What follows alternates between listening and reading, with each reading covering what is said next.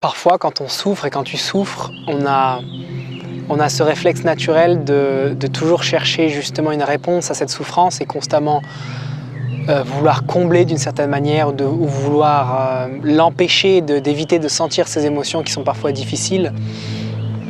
Et c'est normal, c'est humain aussi de vouloir souffrir moins, de vouloir moins ressentir cette douleur, ces peines, ces difficultés, cette sensation d'incertitude.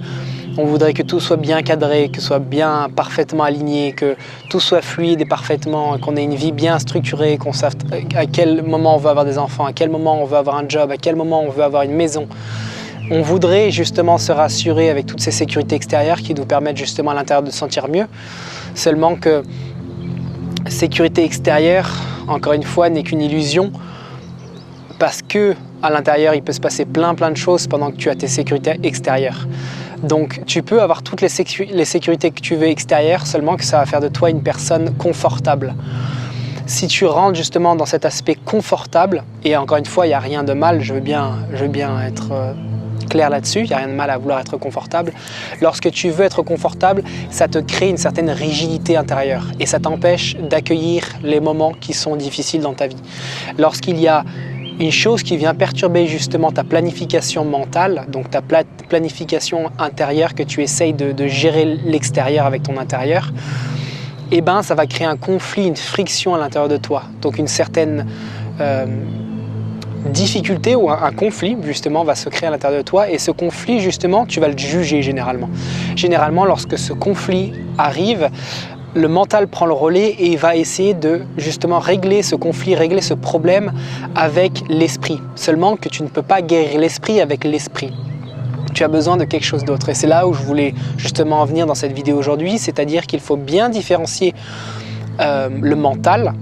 Donc lorsque j'entends par mental, je parle aussi de l'ego. Donc la création mentale, c'est créé justement par la société, la famille, nos croyances héritées de toutes les personnes qui ont vécu autour de nous et qui nous ont imposé leurs idées, qui nous ont imposé leur vision de la vie, en séparant donc bien ce mental, cet ego, avec l'autre partie qu'on appelle aussi Purusha dans la tradition indienne, qui est l'observateur, le grand observateur, Parama Purusha. Ce grand observateur, on peut aussi l'appeler comme Dieu, comme la source, la partie divine à l'intérieur de toi. Et ce qui se passe justement quand je te parlais de conflit, essayer de fuir ces émotions difficiles lorsque tu as un conflit à l'intérieur de toi ou des souffrances et tu essayes justement de les enlever, tu essayes de ne pas sentir justement ces émotions qui sont difficiles. La première chose que tu peux faire justement pour t'aider justement à passer un moment difficile comme ça, c'est en premier lieu, c'est accepter que les émotions montent en toi, accepter que c'est ok de te sentir comme ça, car ton chemin d'incarnation, c'est un chemin physique, émotionnel, de ressenti. Ça, c'est la première étape, c'est la première partie de ton être. Tu es venu en tant qu'humain incarner justement toutes ces valeurs et ces émotions.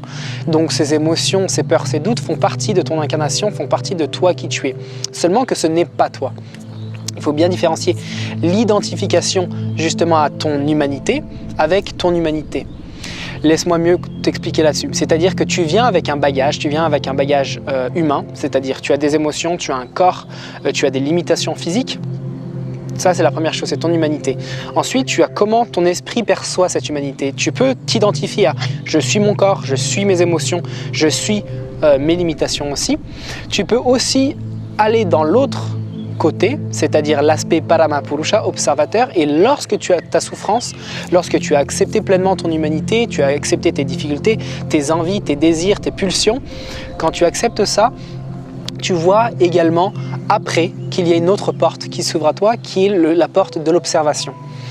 Lorsque tu commences à rentrer dans cette observation neutre, sans jugement, c'est ni bien ni mal, eh ben, il y a quelque chose d'une certaine sérénité, une certaine paix qui rentre en toi et tu te rends compte qu'en fait, peu importe ce qui se passe à l'extérieur de toi, peu importe les difficultés, je te parle de ça dans des moments très difficiles aussi, tu as constamment ces moments de conscience où tu arrives à pouvoir te connecter avec ce qu'on appelle aussi la pleine conscience, avec cet observateur intérieur, cet observateur qui est toi, in fine.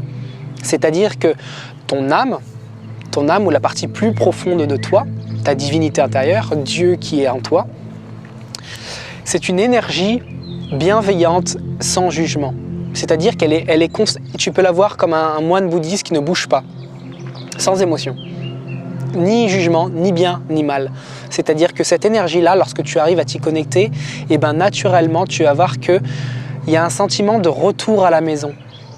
Il y a un sentiment de paix, de calme à l'intérieur de toi qui s'installe lorsque tu arrives à te connecter à ça. Cette connexion avec cette partie-là de toi s'opère généralement dans le silence. Lorsque tu arrives à faire taire ta tête, lorsque tu arrives à faire taire ton mental, lorsque ce flot incessant de pensées, ce flot incessant d'émotions s'arrête pour un instant, ça peut être 10 secondes, ça peut être 20 secondes, ça peut être 1 heure, ça peut être aussi 1 seconde, cette pause émotionnelle, cette pause mentale, cette pause de pensée te permet naturellement de te connecter à cet espace-là en toi. Et cet espace-là en toi, c'est là où la guérison s'opère, c'est là où justement la désidentification à ton corps, à tes émotions se fait. Il faut bien comprendre aussi le concept de désidentification et d'identification. Lorsque je te dis que tu es identifié à ton corps, tes pensées, tes émotions, c'est parce que, encore une fois, tu es identifié à ta forme brute, c'est-à-dire ton corps. Je suis beau, moche, grand, petit. Tes pensées, je suis riche, je suis pauvre, je suis bête, je suis intelligent. Et tes émotions, je suis trop émotionnel, ou je suis trop colérique, ou je suis trop jaloux. Lorsque tu vois ces émotions monter en toi et que tu as ces pensées à l'intérieur, tu as le choix d'accepter ça comme ta réalité, c'est-à-dire d'accepter que je suis ces émotions, je suis ces pensées, et tu as le choix de dire j'ai ces pensées qui montent en moi, j'ai ces émotions qui montent en moi, mais ce n'est pas à moi. Parce qu'il faut voir aussi l'aspect soudain des émotions, l'aspect soudain des pensées. Et c'est ça la méditation, c'est rentrer justement dans l'observation de ces pensées et de ces émotions sur le moment pour justement prendre de la distance avec ces pensées et ces émotions. Et en prenant cette distance, tu te rends compte que tu es bien plus que simplement tes pensées et tes émotions.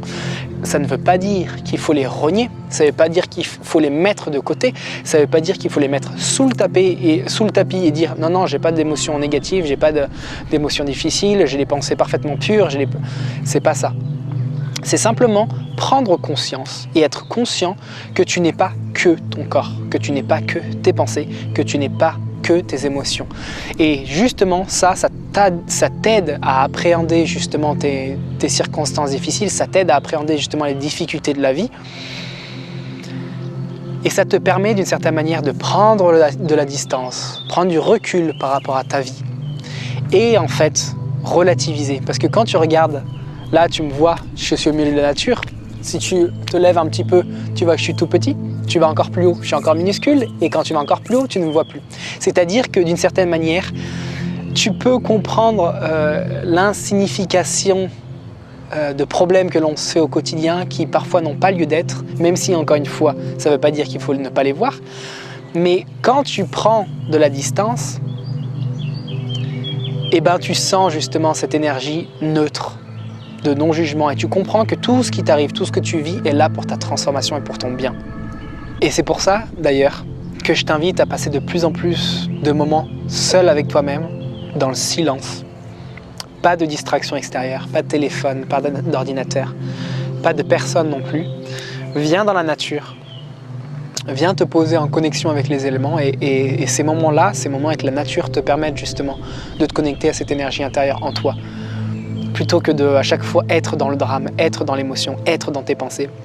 Et te relier aux éléments, te relier à la nature, sentir le vent sur ta peau, sentir le soleil qui vient sur ton visage, permet en fait naturellement ta reconnexion à ton corps, te permet ta reconnexion aux éléments, à ton être intérieur beaucoup plus profond. Je sais pas ce que tu en penses, mais même dans les moments difficiles, il n'y a qu'une chose seule qui reste.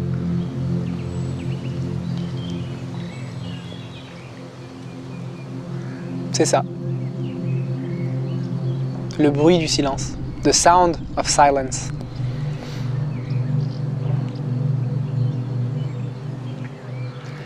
Belle journée à toi, Grande Lumière.